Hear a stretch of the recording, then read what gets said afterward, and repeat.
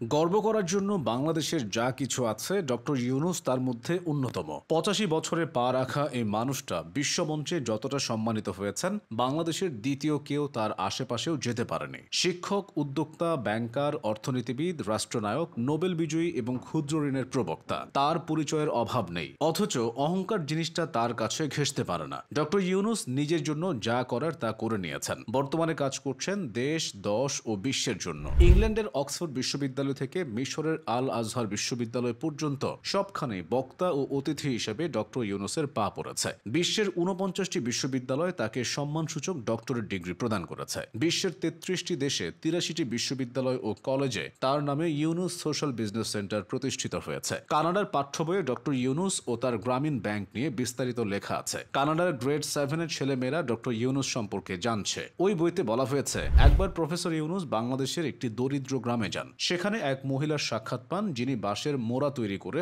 সেসব বেচে জীবিকা নির্বাহ করেন। কিন্তু বাঁশের উচ্চ দাম ও গ্রামের মহাজনদের উচ্চ সুদের কারণে তার কাঁচামাল কিনতে কষ্ট হতো। আর তখনই অধ্যাপক ইউনূস তাকে ও তার মতো আরো অনেককে নিজের পকেট থেকে $২৭ ঋণ দেন, যাতে তারা নিজেরাই ব্যবসা শুরু করতে পারে। এই কাহিনীর মূল উদ্দেশ্যই হলো ক্ষুদ্র ঋণের ধারণা কিভাবে জন্ম লাভ করলো সে সম্পর্কে শিশুদের শিক্ষা দেওয়া। এ পর্যন্ত ৪২টি দেশে ১৩২টি প্রতিষ্ঠান অনুসরণ করেছে ডক্টর ইউনূসের গ্রামীণ ব্যাংকের মডেল। সেই ১৯৬৫ সালে তিনি মার্কিন যুক্তরাষ্ট্রে পড়াশোনার জন্য ফুলব্রাইট স্কলারশিপ লাভ করেন। সেখান থেকেই বিশ্বমঞ্চে তার পদচারণা। তার সবচেয়ে বড় গুণ হলো তিনি তার ভাবনাগুলোকে বিশ্ব দরবারে তুলে ধরতে পারেন। শুনে সহজ মনে হলেও কাজটা বেশ কঠিন। ডক্টর ইউনূস প্রায়ই বলেন, নিজের জন্য ইনকাম করা হয়তো হ্যাপিনেস, অন্যের উপকার করা হচ্ছে সুপার হ্যাপিনেস। তিনি যখন নোবেল পুরস্কার পান, বিখ্যাত লেখক হুমায়ুন আহমেদ তখন কাঠমান্ডুর একটি হোটেলে ছিলেন। হুমায়ুন আহমেদ হোটেলের লবিতে চা খাচ্ছিলেন। নাটকের শুটিং এর জন্য তিনি ও তার দল সেখানে অবস্থান করছিলেন। হঠাৎ তার ইউনিটের একজন চেঁচাতে চেঁচাতে ছুটে আসে। সে বলে,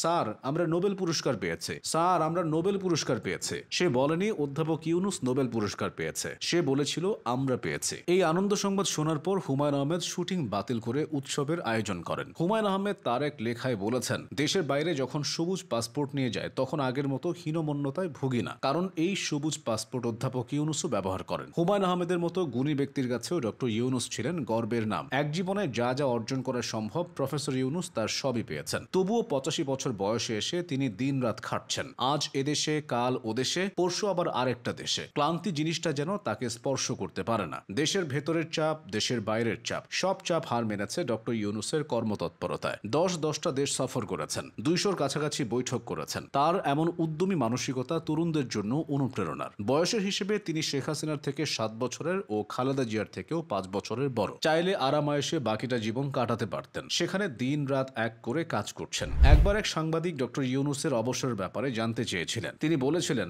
অবসর শব্দটাকে অবসরে পাঠানো উচিত। এমন মানসিকতার কারণে তিনি অন্যদের চেয়ে আলাদা। প্রধান উপদেষ্টা হওয়ার আগে তিনি বহুবার রাজনৈতিক প্রতিহিংসার শিকার হয়েছেন। যারা তাকে বারবার অসম্মানিত করেছে, গ্রামীণ ব্যাংক থেকে আলাদা করেছে, আদালত প্রাঙ্গণে এনেছে, তাদের বিরুদ্ধে তিনি কখনো বাজে কথা বলেননি। তিনি ক্ষমতাবান হলেও নিরীহ স্বভাবের, কথা বলেন নিচু স্বরে। গভীর নদীর স্রোত যেমন শান্ত হয়, ডক্টর ইউনূস স্বভাবেও তেমন। এসব গুণের কারণেই তিনি গোটা বিশ্বে এতটা সম্মানিত।